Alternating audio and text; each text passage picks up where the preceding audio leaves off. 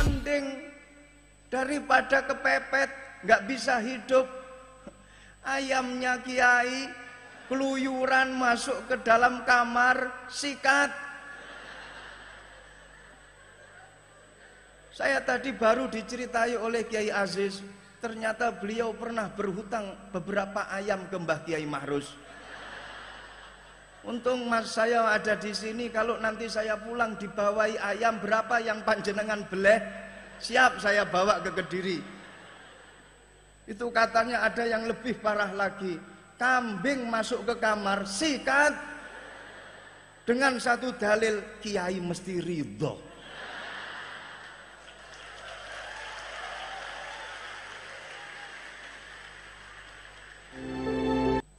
Ayyuhal mustami'un al-kiram, al-barnamiju tasi' al-maw'idatul hasanah wan nasaihus saniyah. Hayya bina nastami' wa nusghi bil maw'idatil hasanah allati sayuqaddimuha lana fadilatul mukarram asy-syekhul hajj ad-doktor Reza Ahmad Zahid LCMA, sahibul mahadil islami salafi Lirboyo Mojoroto Kediri. Wa kadzalika narju min fadilatihi ayyahtatimma hadhil haflah bid-du'a wa li hadratil mukarram asy-syekhul hajj ad-doktor Reza Ahmad Zahid LCMA falyatafaddal mashkuran. Ladies and gentlemen, today's program is the Maw'idatul Hasanah, which will be delivered by Mr. Dr. K. Haj Reza Ahmad Zahid LCMA, the Headmaster of Lirboyo Islamic Boarding House. To Mr. Dr. K. Haj Reza Ahmad Zahid LCMA, the floor is yours. Hadirin hadirat rahimakumullah, acara selanjutnya Maw'idatul Hasanah sekaligus doa penutup yang akan disampaikan oleh Bapak Dr. Kiai Haji Reza Ahmad Zahid LCMA, pengasuh Pondok Pesantren Lirboyo Mojoroto Kediri Jawa Timur. Kami persilakan.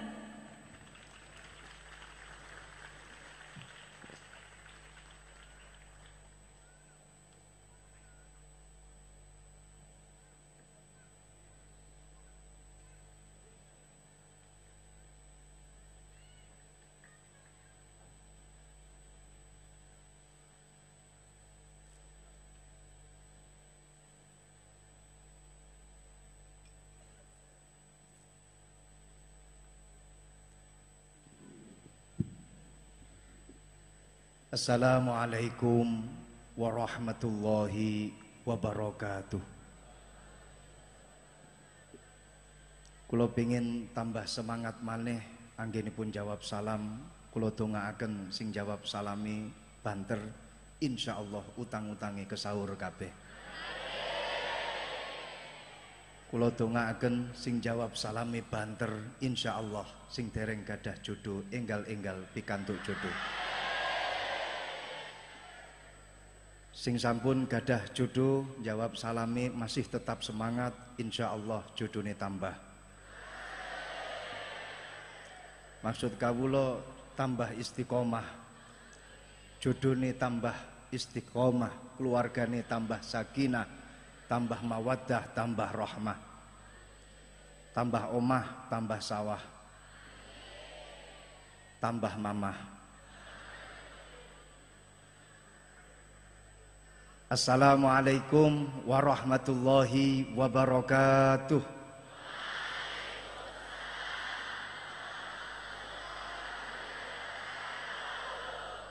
Alhamdulillah sampun banter sedaya anggenipun jawab salam. Niki berarti sing rawuh rata-rata utange akeh kabeh. Bismillahi amantu billah tawakkaltu 'ala Allah.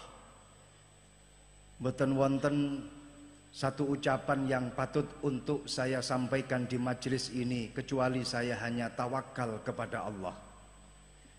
Keranten kawula namung imtisalan li amri murabbi ruhina wali amri syekhina panjenenganipun Romo Kiai Haji Halwani Nawawi. Mugi-mugi beliau pinaringan umur panjang. Mugi-mugi beliau pinaringan sehat walafiat. Dipun gampilaken sedaya urusanipun, urusan donya akhiratipun. Dipun paringi jembar rezekinipun. Lumeber dateng kita sedaya. Barokahipun ugi karomahipun. Alhamdulillahirabbil alamin. Alhamdulillahilladzi yatafarradu biwahdaniyatil uluhiyah. Alhamdulillahilladzi yata'azzaz bikaramatir rububiyah. Allahumma sholli wa sallim ala sayyidina wa maulana Muhammad ibni Abdillah wa ala alihi wa sahbihi wa mawalah. Qala rabbi shrah li sadri wa yassir li amri wahlul 'uqdatam min lisani yafqahu qawli, amma ba'du. Hadratal muhtaramin ulama anal a'izza, para habaib, para kiai, para masyayikh, para sesepuh, para bini sepuh, para ibu nyai, para gus, para nawaning, para wali santri, hadirin hadirat ingkang dipun mulyakaken Allah Subhanahu wa taala. Khususipun dumateng para sesepuh kita, panutan kita, kiai kita, guru kita, panjenenganipun Romo Kiai Ahmad Halwani Nawawi, panjenenganipun Romo Kiai Muhid. Beliau adalah sesepuh daripada alumni Lirboyo ingkang wonten Purworejo, Kiai Mufti Abror. Wekdal beliau wonten tenggone Lirboyo, kula dereng dados napa-napa. Di planning mawon dereng. Panjenenganipun Kiai Ja'far Samsudin, panjenenganipun Romo Kiai Abdul Jalil, panjenenganipun Romo Kiai Hamid, Ketua NU Purworejo, panjenenganipun Bapak Bupati atau yang mewakili, panjenenganipun Akhinal Karim Bapak Agus Yunit, Ketua Pengadilan Agama Purworejo, sedaya para kiai, para alim ulama ingkang boten saged kawula sebat asmanipun setunggal-setunggalipun. Bapak pejabat pemerintah TNI, Polri maupun sipil, wonten Bapak Kapolres atau yang mewakili, Bapak Dandim atau yang mewakili, Bapak Camat, Bapak Lurah, sedaya kemawon para rawuh, kula wonten teng mriki panggenan niatipun estu tabarukan bihadzal ma'had. Saya hanya tabarukan dengan pondok pesantren Nawawi Merjan. Kemutan wau nopo ingkang dipun dawuhaken kalih panjenenganipun Romo Kiai Halwanin, bahwasanya dulu Mbah Kiai Mahrus simbah kawula pernah berdoa di sini dan mampu doanya tersebut diijabahi oleh Allah sehingga mampu pondok pesantren menika berkembang sedemikian rupa. Maka saya hadir ke sini dalam rangka untuk kula suwun malih niku pripun seumpama dongane Mbah Mahrus supados kula saged ketularan kados Mbah Kiai Halwani. Mugi-mugi kawula saged ketularan tabarukan kalih napa ingkang sampun kalempahan kalih Mbah Kiai Halwani. Kemutan kalih napa yang pernah dilakukan oleh Taqiyuddin As-Subki. Imam Taqiyuddin As-Subki pernah mendengar nama seorang alim alamah. Beliau adalah Imam Syaraf ibn Yahya An-Nawawi saking Syria. Taqiyuddin As-Subki terus pada akhirnya sowan dateng Syekh Nawawi. Ketika beliau sampai di Syam, ketika beliau sampai di Syria, masuk ke pondok pesantrennya Imam Nawawi, dipun sambut kalih santri-santrinipun. Para santrinya kemudian bertanya, panjenengan mau mencari siapa? Saya mau sowan ke Syekh Nawawi. Telat. Loh kok bisa telat? Beliau sudah wafat, baru saja beliau sudah wafat. Getun Imam Taqiyuddin As-Subki. Kemudian beliau bertanya kepada santrinya, tempat mana yang dulu sering dibuat untuk takarrub kepada Allah oleh Imam Nawawi. Ditunjukaken oleh santrinya. Di sini beliau dulu Syekh Nawawi sering bermujahadah, munajat, takarrub kepada Allah. Tenggone pengimaman masjid yang sekarang dikatakan dengan Masjid Imam Nawawi di Syria. Disitulah Imam Taqiyuddin As-Subki diusek-usek niku lantai ini. Kemudian Taqiyuddin As-Subki melakukan sholat sunnah sebanyak-banyaknya di tempat itu. Tiada lain niatnya adalah tabarukan bi athari sholihin, yaitu mengalap berkah daripada bekas-bekasnya orang-orang yang soleh. Kulo niru Imam Taqiyuddin As-Subki. Panjenengan sedaya niru apa yang telah dilakukan oleh Imam Taqiyuddin As-Subki. Di majelis ini, di pondok pesantren ini, muga-muga kula kalih panjenengan sami pikantuk barokahipun para sesepuh, para kiai, para aulia ingkang nate sambang, ingkang nate sowan wonten ing dalem pondok An-Nawawi menika. Mugi-mugi pikantuk berkah sedaya. Amin ya rabbal alamin. Ingkang kaping kalihipun tiada lain saya ingin mengucapkan what I'm going to say in this forum is congratulations for all graduated from this Islamic boarding school.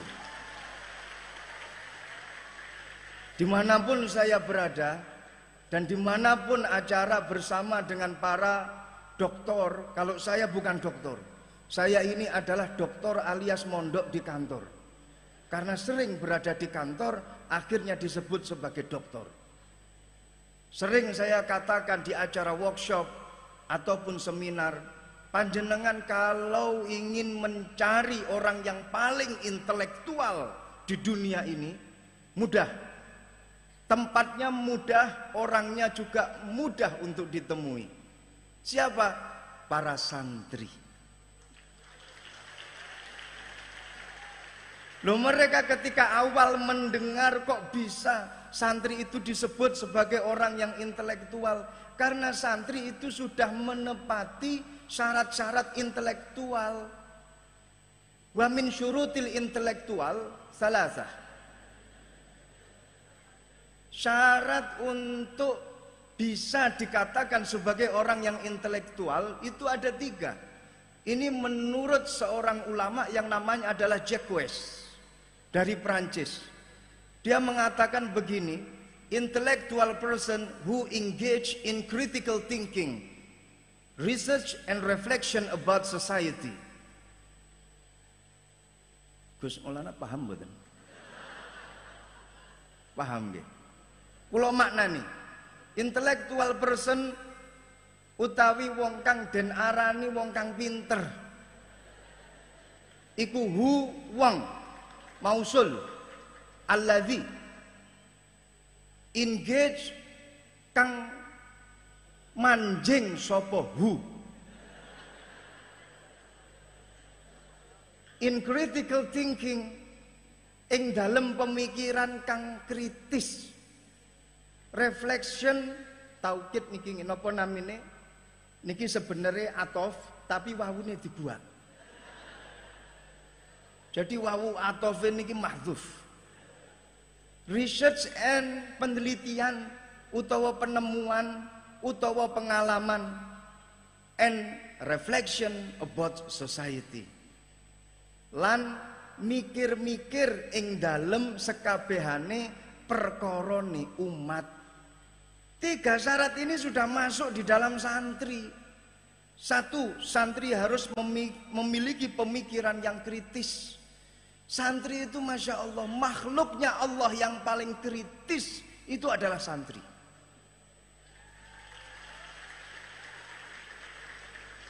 Loh, bagaimana enggak kritis? Tadi sudah disampaikan oleh Mbah Kiai Halwani. Kulo namung nambahi sekedhik kemawon. Sejatosipun Mau'idatul Hasanah Al-Uzma itu sudah disampaikan oleh Mbah Kiai Halwani. Kulo namung nambahi sithik mawon.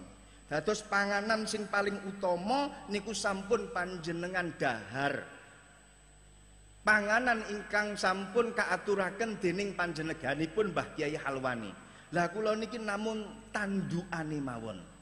Biasane niku wong lek mangan tanduk iku luwih titik daripada mangan sing utama. Lek teng Purworejo pripun? Nek ngoten to nggih. Sami. Nek mangan sing keloro tambah akeh gragas jenenge. Jadi santri tadi sudah disampaikan oleh beliau, wujud-wujud daripada santri ini dari penilaian yang sangat objektif, Dawes Dekker dan lain sebagainya, menilai tentang pondok pesantren, itu wujud daripada pemikiran kritisnya para santri. Nah, faktor santri itu bisa kritis karena ketika dia berada di pondok pesantren, salah satu faktornya adalah dia sering hidup dalam keadaan terpepet. Niki salah satu faktor orang itu bisa kritis. Jenengan tingali tenggone cabang ilmu psikologi. Orang ketika terpepet maka akan muncul pikiran-pikiran kritisnya. Dan itu semuanya di bawah alam sadar mereka. Loh, santri itu karena sering terpepet, akhirnya dia terbiasa dengan pemikiran-pemikiran yang kritis. Contoh kecil, sering terlambat kiriman dari orang tua. Leres napa mboten? Baru saja dikirim oleh orang tua 500.000 per bulan. 1 bulan 500.000. Pada hari pertama 350.000 dibayar dibuat untuk membayar utang-utang bulan yang kemarin. Sehingga dia ngantongi 150.000. Pada hari kedua dia dipalak oleh teman-temannya untuk mayoran. Habis sudah 100.000, tinggal 50.000. Hari ketiga alhamdulillah berkurang 25.000. Hari keempat habis sudah kiriman dari orang tua. Sisa hidup 26 hari ke depan. Sehingga dia harus berpikir setajam mungkin, bagaimana caranya agar saya bisa hidup, bisa survive di pondok pesantren selama 26 hari. Jangan sampai saya mati di pondok pesantren. Lu selama 26 hari itu akhirnya mereka berpikir, daripada mati, sebaiknya saya harus melakukan hal-hal yang bisa membuat saya hidup. Suket dibabati, dimasak jadi sop. Karena kepepet, pada akhirnya pengen mangan daging, sandal jepit diketoki jadi cecek. Itu masih mending daripada kepepet nggak bisa hidup. Ayamnya kiai keluyuran masuk ke dalam kamar, sikat. Saya tadi baru diceritai oleh Kiai Aziz, ternyata beliau pernah berhutang beberapa ayam ke Mbah Kiai Mahrus. Untung mas saya ada di sini, kalau nanti saya pulang dibawahi ayam berapa yang panjenengan beleh, siap saya bawa ke Kediri. Itu katanya ada yang lebih parah lagi. Kambing masuk ke kamar, sikat dengan satu dalil, kiai mesti ridho.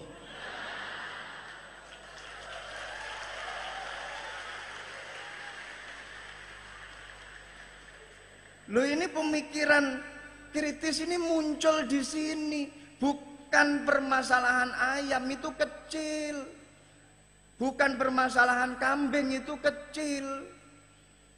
Malah terbiasa kalau waktunya pohon mangga berbuah, gayane disenggol dul. Jatuh, akhirnya jadi lukotoh.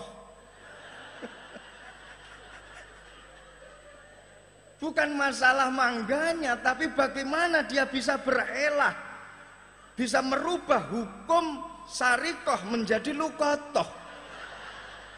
Ini kalau nggak benar-benar ulama nggak mungkin gitu loh. Subhanallah. Ya Allah. Saya dulu pernah berusaha untuk ya sedikit-sedikitlah beramal untuk mencari nafkah, menghidupi istri dan juga anak-anak dengan membuat 3 kolam lele. Alhamdulillah, kolam lele saya banyak. Biasanya pada bulan ke-6 sudah panen. Saya tanya kepada teman-teman sing saya pasrai untuk ngingu ikan lele. Ayo waktu ini panen. Dijawab, masih kecil-kecil Gus.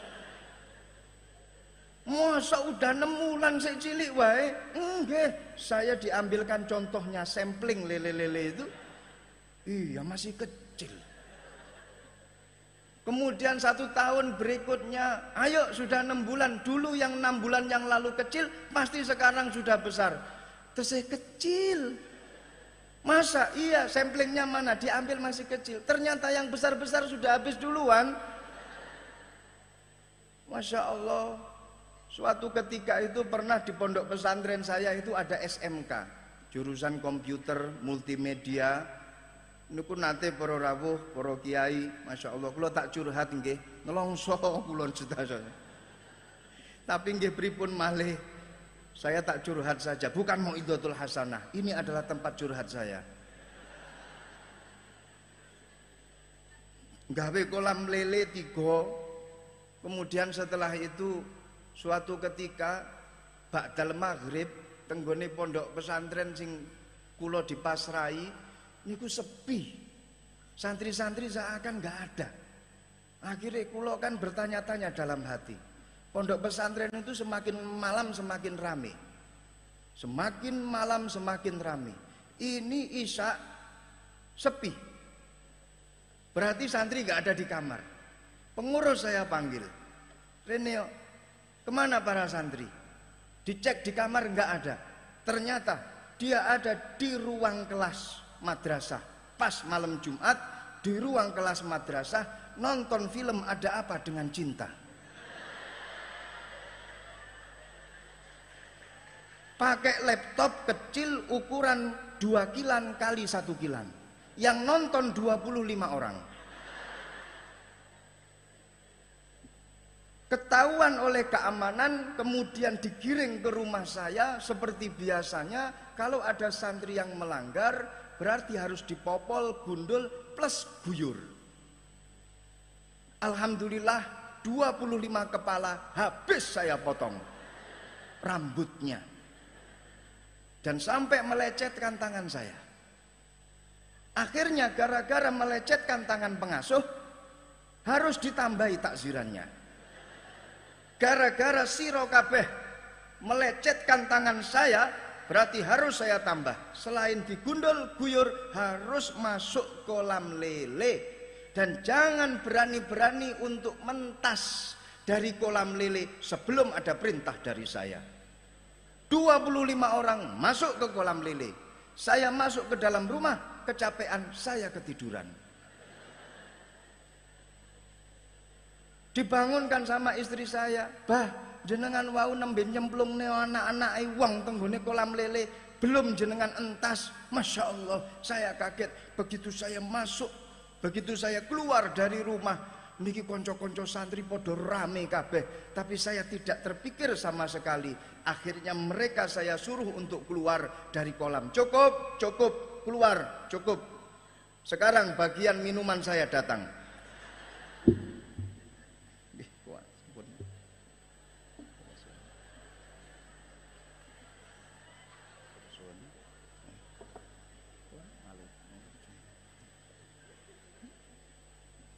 Pun saya suruh keluar. 15 menit berikutnya, Masya Allah, pondok pesantren sudah enggak sepi lagi. Berubah jadi pasar, asap ngepul kemana-mana. Saya kaget, ini pondok kebakaran, pondok kebakaran. Keluar saya dari rumah, saya tanya pengurus, ada apa kok kebakaran pondok pesantrennya? Nganu ngapunten, konco-konco bakar lele. Jadi ketika dia berada di kolam lele, dia sempat mengambil lele-lele saya, dilempar keluar dari kolam. Saya tidak terpikir lelenya karena sudah dibakar. Tapi yang saya pikirkan adalah, Masya Allah, begitu hebatnya santri. berpikiran kritis, bisa mengambil kesempatan di segala kesempitan. Lho niki lho, makanya para santri keluar dari pondok pesantren, segala permasalahan masyarakat, insya Allah santri siap untuk menjadi pengayom-pengayom dan mencarikan segala solusi untuk masyarakat. Lho niki santri. Bahkan kalau di dalam Al-Quran dipun sampaikan lebih dari itu syaratnya intelektual itu.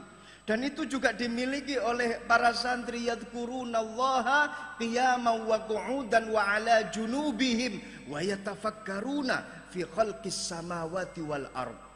Lek tenggone syarate intelektual niku lek di bahasa Arabno tidak jauh beda dengan ulil albab.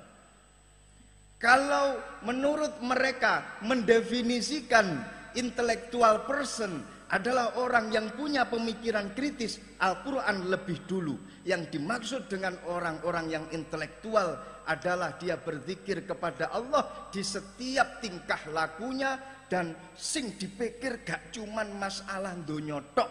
Wa yatafakkaruna fi khalqis samawati wal ardi wa ikhtilafil laili wan nahar la ayatil liulil albab. Dadi santri selangkah lebih maju daripada orang-orang intelektual. Karena apa? Orang intelektual hanya mikir permasalahan dunia, santri sing dipikir donya akhirat, bumi sak langite pisan. Itu santri. Yang kedua, syarat daripada seorang yang intelektual adalah research. Dia punya penelitian, dia punya pengalaman. Saya juga selalu bilang, para rawuh, kalau panjenengan ingin melihat miniatur Bhinneka Tunggal Ika, enggak usah jauh-jauh. Enggak usah jauh-jauh ngukur dari Sabang sampai Merauke, itu menghabiskan anggaran negara. Cukup lihat pesantren, panjenengan bisa melihat miniatur Bhinneka Tunggal Ika ada di pondok pesantren. Dan gratis masuk pesantren, adapun anggaran untuk Sabang sampai Merauke cukup berikan kepada pondok pesantren saja. Lho kenging nopo? Kenapa pondok pesantren sebagai miniatur Bhinneka Tunggal Ika? Panjenengan pirsani piyambak, panjenengan mireng piyambak. Bagaimana tadi santri disebut, masya Allah, yang hadir di depan kita tadi ini semua laki-laki para alumni ganteng kabeh. Yang perempuan juga ayu-ayu kabeh. Dan tidak ada yang terbalik sing wedok ganteng utawa sing lanang ayu. Bahkan tadi saya sempat matur dateng Gus, niki kira-kira sing wedok niki toto rias make up niki teng pundi gitu. Subhanallah, kok wayu-wayu santri Berjan niki. Siap insya Allah kalau mau barter dengan Lirboyo. Karena beberapa alumni pondok pesantren Lirboyo juga hadir di tempat ini. Ahlan wa sahlan wa marhaban bihudurikum dumateng para alumni pondok pesantren Lirboyo, dumateng sinten kemawon para alumni pondok Lirboyo ingkang dereng nikah, ingkang dereng gadah jodoh, monggo santri Berjan siap untuk dijadikan pasangan hidup kalian semuanya.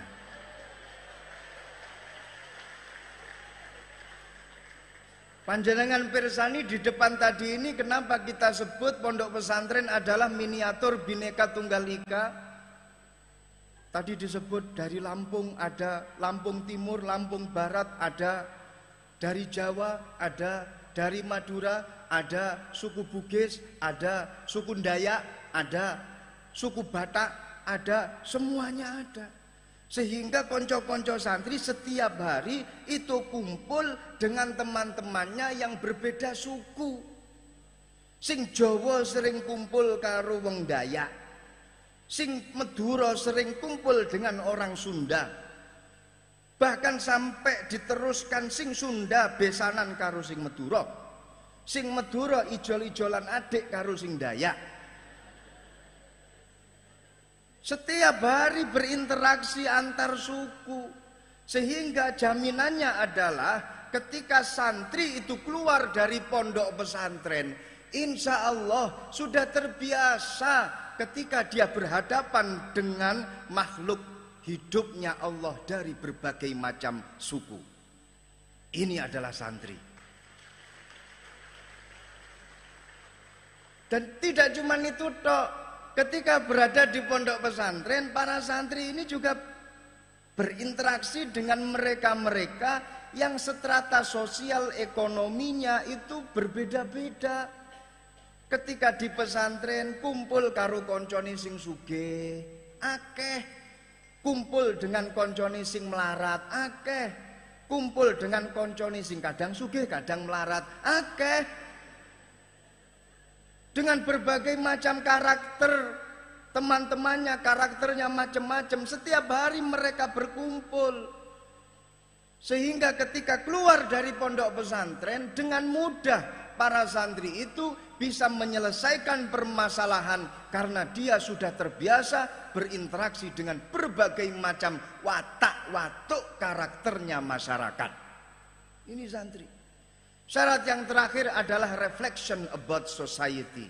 Pasti seorang santri pasti memiliki himmah yang luhur untuk membenahi masyarakatnya. Seperti tadi yang disampaikan oleh Dawes Dekker dan juga disampaikan oleh seorang peneliti yaitu Hiroko Horikoshi. Clifford Geertz juga pernah menyampaikan hal yang serupa. Dan juga siapa itu namanya yang dari Australia, dari Canberra. Saya pernah bertemu dengan beliau ketika saya berada di Canberra. Saya lupa, daripada saya di sini lama memikir namanya, lebih baik saya teruskan saja omongan saya. Yang penting mereka mengatakan bahwasannya seorang santri ketika berada di tengah-tengah masyarakat, dia menjadi pengayom dan bahkan melakukan perubahan-perubahan sosial. Berubah dari hal yang negatif menjadi yang positif, berubah dari hal yang baik menjadi lebih baik. Kemutan kalih nopo sing dipun dawuhaken kalih panjenenganipun Mbah Kiai Mahrus Ali, berkali-kali beliau menyampaikan di depan para alumni, laisa minna malam yahtam bi umuril muslimin. Bukan termasuk golongan kita. Siapapun orangnya, apapun jabatannya, apapun pangkatnya, apapun profesinya, ketika dia beraktivitas kok tidak memiliki himmah untuk mementingkan permasalahannya orang-orang muslim, maka dawuhnya Rasulullah, hum laisa minna. Dia bukan termasuk golongan daripada kita. Alhamdulillah Bupati yang mewakili pada malam hari ini memiliki kepedulian yang tinggi terhadap pondok pesantren An-Nawawi. Insya Allah kita bareng-bareng masuk surga mengke. Amin ya robbal alamin. Loh, ini sudah menjadi platform daripada santri, sehingga nggak usah kita repot-repot mikir ke depan mau seperti apa kita, mau jadi apa kita, karena intelektualisme sudah menjadi cap, menjadi platform kita ketika kita menjadi seorang santri. Hadirin hadirat ingkang dipun mulyakaken Allah Subhanahu wa taala, ingkang salajengipun kawula badhe matur ngeten. Babagan masalah santri kula badhe ngomong dumateng para alumni utawa para calon-calon alumni. Permasalahan di masyarakat sangat kompleks.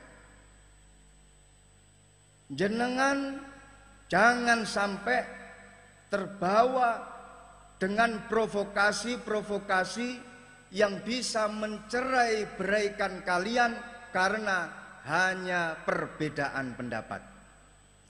Jenengan jangan sampai terbawa dengan provokasi yang menyeret panjenengan untuk lepas dari akidah prinsip Ahlus Sunnah wal Jamaah. Dawuhipun Mbah Kiai Mahrus, ikutilah kemana sungai itu mengalir, tapi jangan sampai kau hanyut oleh aliran air itu. Masyarakat dengan berbagai macam karakternya, masyarakat dengan berbagai macam profesinya, seorang santri harus betul-betul bisa menjadi seorang pengayom. Masyarakat niku, menungso niku dipun ciptaken kalih Gusti Allah niku sebagai tedak turune Nabi Adam. Nabi Adam niku dibuat oleh Gusti Allah minatinil lazib, dibuat oleh Gusti Allah saking tanah. Ulama semuanya sepakat kalau Nabi Adam itu dibuat dari tanah. Ada perbedaan pendapat para ulama, tanah sing endi, tanah liat sing endi. Apakah tanah liat dari Timur Tengah, apakah tanah liat dari India, atau tanah liat dari Somalia, atau tanah liat dari Indonesia? Wonten setunggal pendapat dari golongan para ulama yang mengatakan begini, Nabi Adam itu diciptakan oleh Gusti Allah dari kumpulan-kumpulan tanah liat.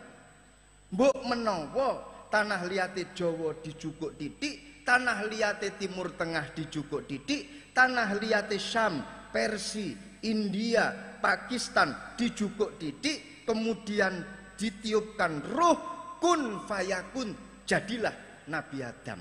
Makanya warna kulit menungso niku beda-beda. Enek sing sawu mateng, ana sing sawu bosok,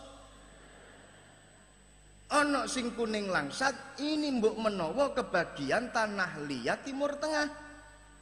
Enek sing ireng jeliteng, iki mbok menawa kebagian tanah liat Somalia.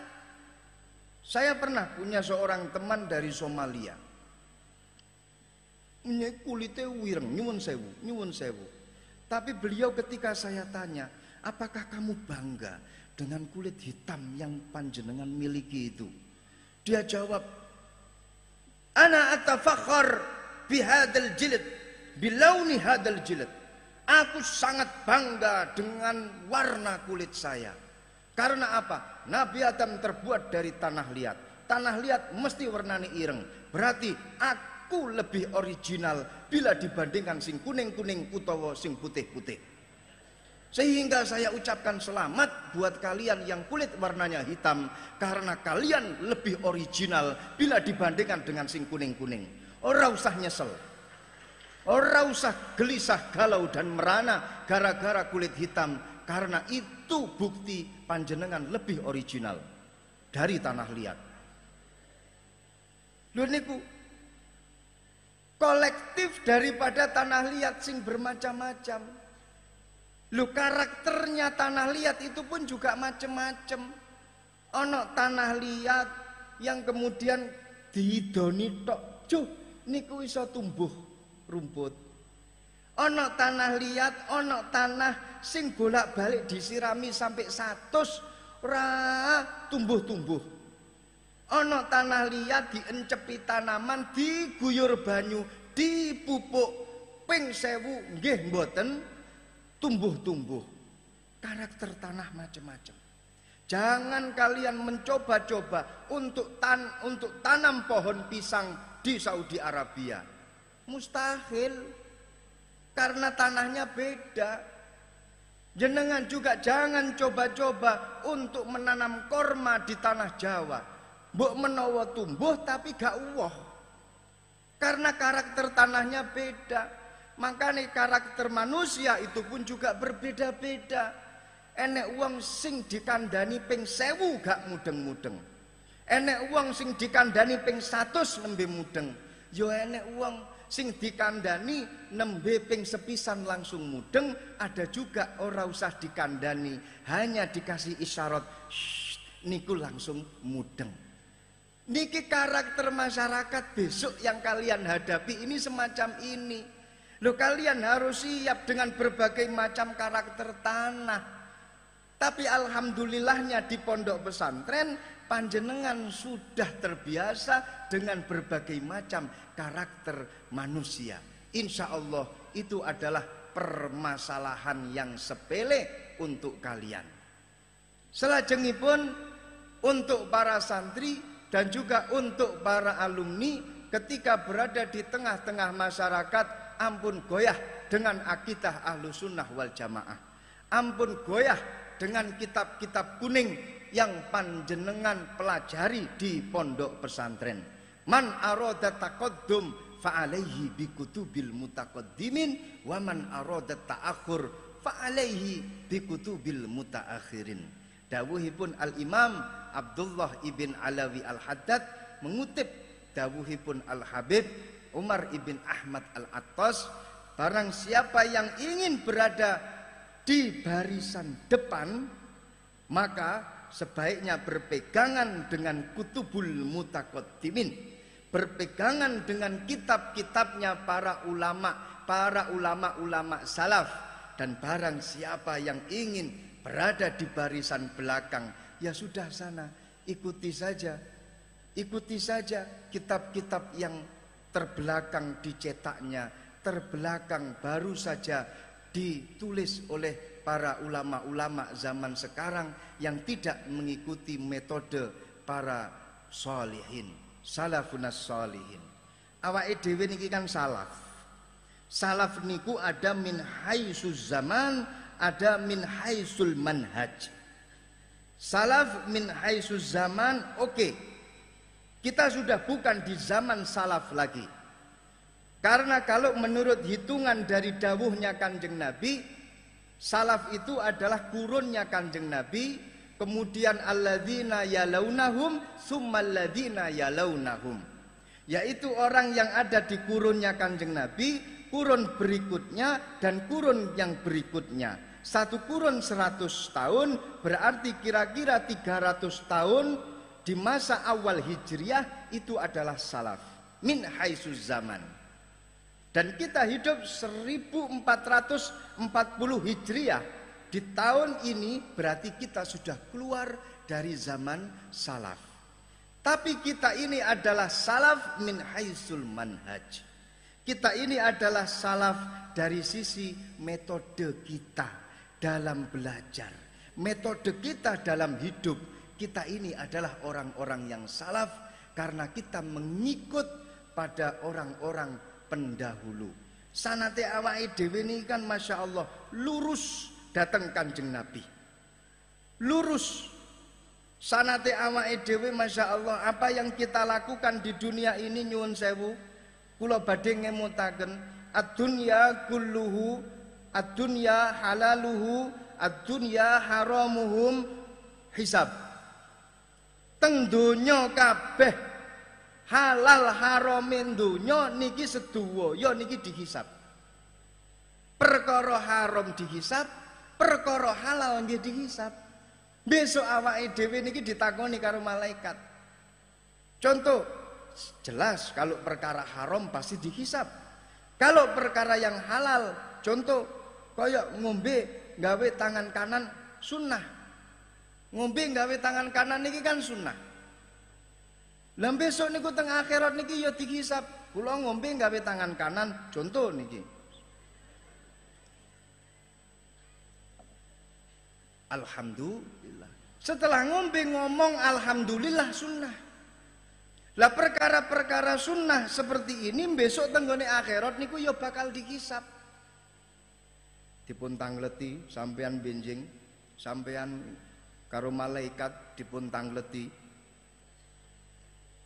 Dulu ketika kamu di dunia ngombe nggawe tangan kanan, sadurunge ngombe maca bismillah, setelah ngombe maca alhamdulillah, oleh ngelmu kuwi teko ndi? Kamu dapat ilmu itu dari mana? Sampeyan saged jawab, saya dapat dari Mbah Kiai Halwani. Malaikat kemudian datang ke Mbah Kiai Halwani. Panjenengan saking pundi Yai ilmu niku? Kula saking guru kula. Mbah Kiai Marzuki, Mbah Kiai Mahrus. Semisal Mbah Kiai Marzuki kalih Mbah Kiai Mahrus dipun tangleti kalih malaikat. Ilmunya dari mana? Dari guru saya, Mbah Kiai Abdul Karim, muassis pondok pesantren Lirboyo. Mbah Kiai Abdul Karim ditanya, sampean dari mana Kiai? Dari guru saya, Syekhona Khalil Bangkalan. Mbah Khalil ditangleti saking pundi? Saking Mbah Kiai Mahfud Termas. Mbah Kiai Mahfud dipun tangleti saking pundi Kiai? Saking guru kula sinten? Mbah Kiai Ahmad Zaini Dahlan. Kiai Ahmad Zaini Dahlan dipun tangleti saking pundi? Kiai Ahmad Ad-Dasuki. Kiai Ahmad Ad-Dasuki dipun tangleti saking pundi? Gurunya Ibrahim Al-Bajuri. Ibrahim Al-Bajuri dipun tangleti saking pundi? Gurunya Abdullah As-Sanusi. Abdullah As-Sanusi dipun tangleti saking pundi? Saking gurunya Abduddin Al-Iji. Abduddin Al-Iji dipun tangleti saking pundi? Saking gurunya Muhammad ibn Umar Fakhrul Razi. Muhammad ibn Umar Fakhrul Razi dipun tangleti saking pundi? Abdul Karim Asy-Syahrastani. Imam Asy-Syahrastani dipun tangleti saking pundi? Muhammad Al-Ghazali. Muhammad Al-Ghazali Hujjatul Islam dipun tangleti saking pundi? Saking Imamul Haramain Al-Juwaini. Terus sampai datang Sayyidina Ali. Sayyidina Ali dipun tangleti saking pundi? Saking Kanjeng Nabi. Dadi jenengan para alumni pondok pesantren yakin, sak yakin-yakine besok tenggone akhirat awake dhewe niki dipun syafaati kalih para ulama, kalih para kiai yang sanadnya nyambung sampai Kanjeng Nabi Muhammad sallallahu alaihi wasallam. Beda lek jenengan belajarnya tidak dari pondok pesantren. Makanya lek tenggone pondok pesantren krana sambunge kalih para kiai, setiap arep ngaji kiai ini difatihai dhisik. Kemudian musonnife ila hadrati muallifi Fathil Qorib Al-Fatihah, ila hadrati muallifi Alfiyah Ibni Malik Al-Fatihah. Mboten nate mireng ila hadrati muallifi biologi Al-Fatihah. Ora nek critane ila muallifi kitab kimiawi Al-Fatihah. Mboten wonten. Tradisi seperti ini adanya di pondok pesantren. Lho makane besok niku wong lek belajare mboten pas. Semisal belajar toko Google, tenggone akhirat niku dipun tangleti, walaupun toh perkara sing halal. Kowe oleh ngilmu ngombe gawe tangan kanan teko ndi? Google. Google digoleki karo malaikat. Malaikat niku akhirnya bengak-bengok sak wen-wen tenggone akhirat. Yang namanya Google ngacung. Ora nek sing ngacung. Makanya bisa diyakinkan. Yakin sak yakin-yakine jenengan titeni besok tenggone akhirat. Wong sing belajar melalui guru yang tidak pas, termasuk melalui Google, mlebu surgane sawi gak mlebu-mlebu.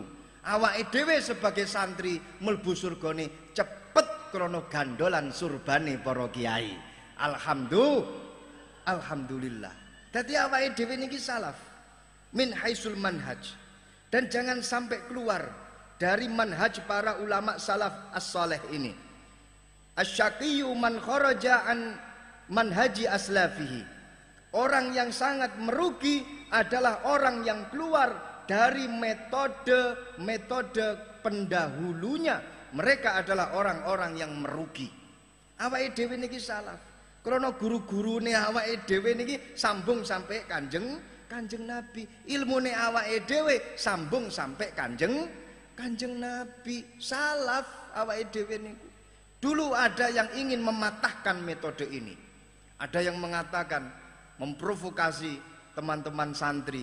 Loh, sampean mengaku sebagai salaf, tapi sampean mengatakan bahwasannya punya sanad dan juga punya imam dalam kalian berakidah ikut madhab Asy'ariyah, Maturidiyah sama Asy'ariyah. Padahal Abu Ali al-Asy'ari ini adalah orang yang mengembangkan keilmuan Wasil ibn Atha. Padahal awal kholaf itu adalah Wasil bin Atha. Awal khalaf itu adalah Wasil bin Atha. Wasil bin Atha ini adalah murid daripada Imam Hasan Basri. Abu Ali Al-Asy'ari ini adalah murid daripada Abu Ali Al-Jubba'i. Sebelumnya beliau belajar kepada Abu Hashim Al-Jubba'i. Kemudian atasnya lagi adalah Hudzail Al-Allaf. Kemudian atasnya lagi adalah Ibrahim An-Nadhdham. Kemudian atasnya Wasil bin Atha, dan atasnya lagi adalah Imam Hasan Basri. Sampeyan mengaku sebagai salaf, tapi kok ikut akidah Asy'ariyah, padahal itu adalah murid daripada Wasil bin Atha. Imam Asy'ari ini sudah keluar dari Wasil bin Atha. Imam Asy'ari ini sudah keluar dari pemikiran khalaf, pemikiran Mu'tazilah, sehingga masih tetap original, tidak ada pengaruh khalaf, tidak ada pengaruh, katakanlah dengan bahasa sekarang adalah liberalisme, yang mana pemikiran-pemikiran tersebut dikembangkan oleh Fazlur Rahman dari Pakistan, dikembangkan oleh Muhammad Abduh yang ada di Mesir. Ini kita keluar dari itu semua, nggak ada sangkut pautnya dengan khalaf, sehingga kita masih tetap dalam tataran runut salaf sampai Rasulullah Sallallahu Alaihi Wasallam, tetap berpegangan dengan kitab kuning. Nah, yang jadi masalah ketika panjenengan berada di tengah-tengah masyarakat adalah egonya muncul. Naudzubillah min dzalik. Egonya muncul, takaburnya muncul. Sebagai umat Nabi, jauhilah sifat takabur. Sebagai umat Nabi, kita mulia karena kita menjadi umatnya Nabi Muhammad. Jangan sampai takabur. Ngeten lho para rawuh. Awake dhewe niki kan mulya niki gara-gara dadi umat Kanjeng Nabi. Kita ini apa? Kita ini terbuat dari nenek moyang kita tanah liat. Lek awake dhewe niki teko mani sing diguak nang dalan, wong arepe ngidek jijik. Niki kemudian jadi kita. Mboten wonten napa-napa. Tapi kita mulia ini gara-gara menjadi umatnya Kanjeng Nabi. Coba jenengan pirsani piyambak. Al-Imam Umar ibn Hasan Al-Khobawi niki dawuh ngeten. Innallaha setuhune Gusti Allah ja'ala ummata Muhammadin ndadekake umat Kanjeng Nabi Muhammad du'afa. Allah niki ndadosaken umat Kanjeng Nabi awake dhewe du'afa, lemah, lemes, gak duwe daya. Nembe umur 50 ndemek bojone wae sewulan pisan. Nembe umur 50 lali karo bojone, malah kelingan karo bojone tangga. Wis lemes. Kenapa Allah menjadikan kita ini dhaif hatta yakuna la yatakabbaru, sehingga mboten sombong. Dadi lek enek umat Kanjeng Nabi niku kok sombong, niki berarti umat Kanjeng Nabi sing raine rai gedhek. Mboten pernah mirsani kados Sam'un tenggone Nabi Musa begitu dahsyatnya dalam bertakarrub kepada Allah 70 tahun takarrub datang Gusti Allah tanpa libur, tanpa prei, tanpa mulih, tanpa boyong, tetap bertakarrub datang Gusti Allah. Niki sing nomor kalih, innallaha ja'ala Muhammadin sighara. Allah niki ndadekno awake dhewe niki lak cilik-cilik. Nggih to nggih. Nabi Adam 150 dhira dawane Nabi Adam. Lek sak dhira itu katakanlah setengah meter, berarti panjangnya Nabi Adam niku 75 meter. Niki Nabiullah Hud alaihi salam sing wonten teng nggone pundi Hadramaut teng nggone Yaman niku dipun kubur teng nggone pundi lereng Gunung Ahqaf. Niku kula nate mriko ziarah mriko. Kula tingali tenggone gununge niku kira-kira 27 meter niku dawane Nabiullah Hud alaihi salam. Teng gunung tenanan, duduk gunung kembar. Gunung kembar kan semut ireng ora nek semenit teko pucuk wisan. Niku Nabiullah Hud alaihi salam. Lah awake dhewe niki Nabi Adam niku 150 dhira. Alhamdulillah awake dhewe 150 cm. Lho kenging nopo kok bisa kita dijadikan kecil seperti ini? Hatta yakuna ta'amuhum wa syarabuhum wa libasuhum akal. Supaya mangane gak akeh-akeh panganan. Ngombene ya ora akeh-akeh. Gawe pakaian yo gak ngentekno rol-rolane kain. Niki dadi umat Kanjeng Nabi penak coba jenengan bayangno ya Allah lek seumpama jenengan dhuwure niki sampai 75 meter kira-kira niku lho gulune niku dawane sak pira sekali ngombe niku pirang galon sak jeglekan matur ngonten wetenge niki lho ombone niki pirang hektar Masya Allah lan di sore weteng pirang meter ya Allah pun mboten usah dibayangno niki alhamdulillah cilik-cilik kados ngeten niki akhirnya tidak terlalu banyak biaya tidak terlalu banyak ongkos dalam mengadakan acara sehebat ini ket wau 2 gelas gak entek-entek niki wa innallaha ja'ala ummata Muhammadin fi wa innallaha ja'ala ummata Muhammadin fuqara Allah niku ndadekno awake dhewe niku fakir-fakir. Kiri-kiri. Ora duwe napa-napa. Nabi Sulaiman gawe pondok niku masyaallah lepoane emas. Tenggone ndukure niku, tenggone ndukur tembok niku dipasang mulai zamrud, kemudian berlian, ulu macan, bacan niku mboten kanggo. Permata-permata kabeh. Nabi Sulaiman kursine teko emas. Jenengan tingali korun sing urip tenggone zamane Nabi Musa sendale niki lho teko emas sendale santri berjan jepit wolak-walik pisan beda warna pisan niki kenapa kita diciptakan seperti ini hatta yaguna hisabuhum akal supaya hisabe besok tenggone akhirat niki gak suwi-suwi dadi awake dhewe besok ketika ada di akhirat ditanya oleh malaikat, kowe umate sapa? Umate Kanjeng Nabi. Alah, paling dalam hitungan menit langsung dikongkon melbu plung tenggone surgane Allah. Lek sampean takon tenggone malaikat, kenging napa kula kok cepet melbu surga? Lah kowe umate Muhammad. Melarat, gak duwe apa-apa. Sing arepe tak hisab iki apa? Ora enek. Alhamdulillah. Sing ngomong alhamdulillah tak dongakno melarat kabeh. Insyaallah pinaringan rezeki jembar.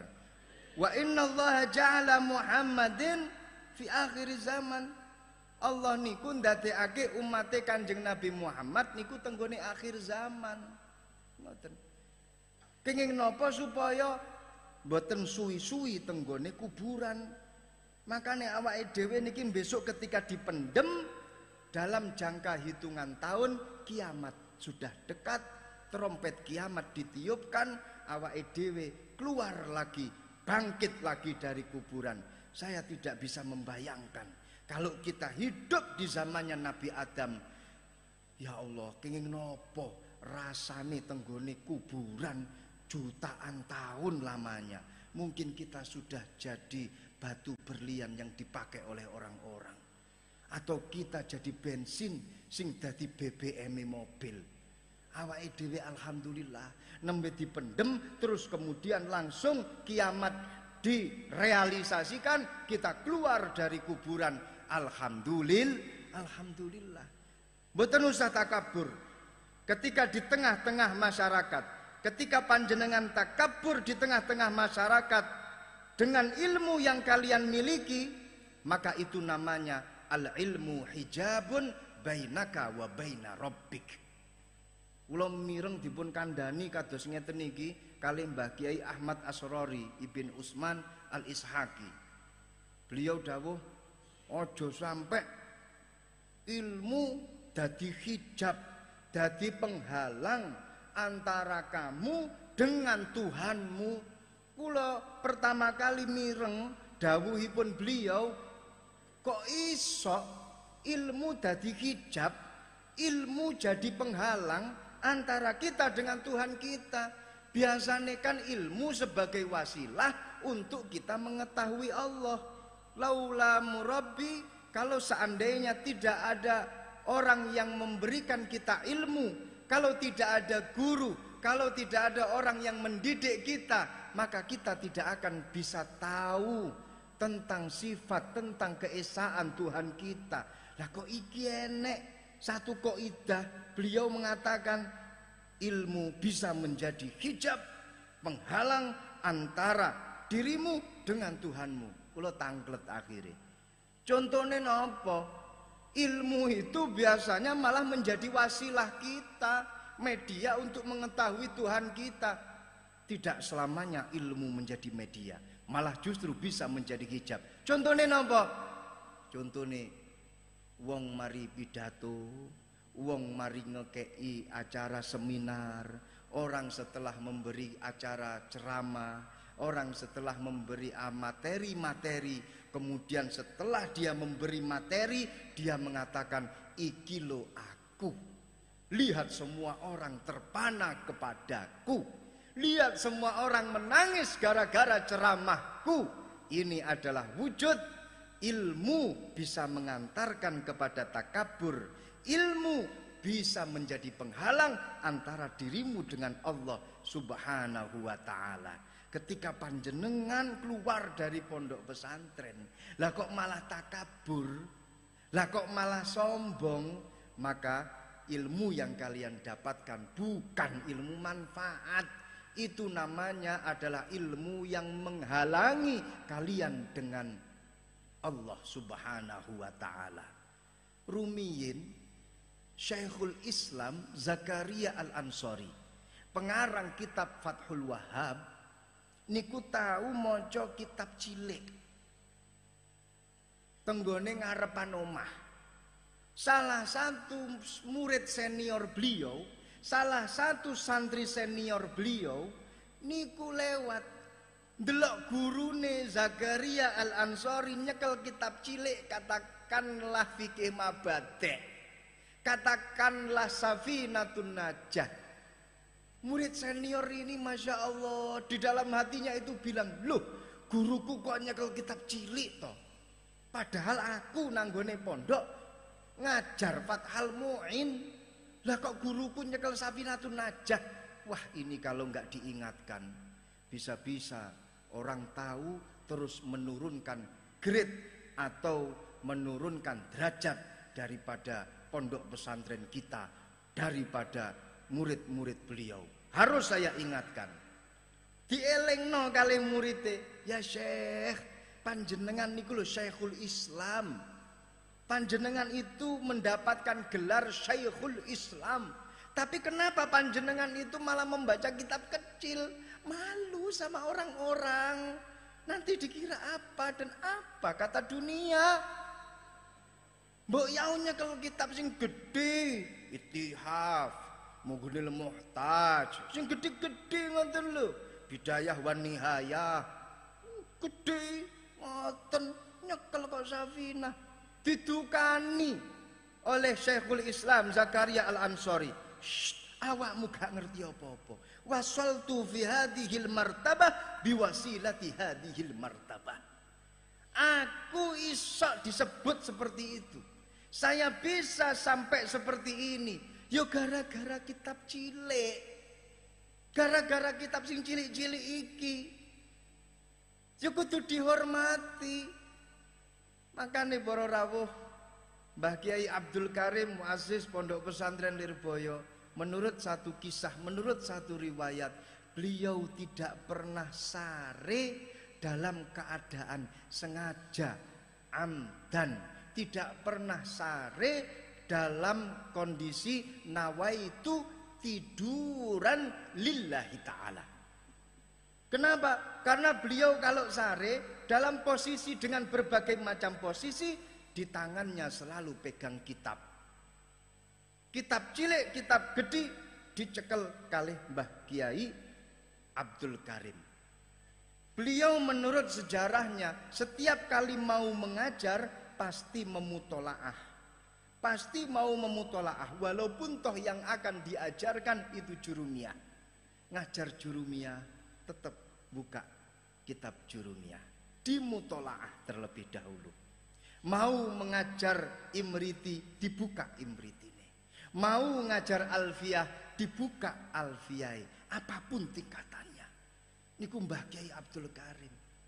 Lek sare niku mesti nggawe cekelan kitab cilik, kitab gede. Berarti ini menunjukkan kalau beliau tidur dalam keadaan tidak sengaja, alias keturun. Mirip dengan kita. Kalau tidur mesti keturun, tapi tenggone tangane awake dhewe iki mesti cekelan HP. Beda titik, cekelane mawon sing beda. Para rawuh hadirin hadirat ingkang dipun mulyakaken Allah, mila Syekh Sayyid Muhammad Alwi Al-Maliki dawuh sabatul ilmi bil mudzakarah. Tetapnya ilmu itu dengan mudzakarah, yaitu murojaah, bukan mudzakarah dalam wazan dakar-dakaran, bukan. Tapi dzakara maksud mudzakarah maksudnya di situ adalah murojaah. Lanjutkan belajar panjenengan. Belajar ini sebuah kewajiban. Tidak ada batas waktu kecuali kita sudah masuk ke liang lahat. Lanjutkan ke jenjang yang lebih tinggi. Jangan berhenti untuk menuntut ilmu. Jangan berhenti untuk berkreasi. Mugi-mugi ilmune manfaat kabeh.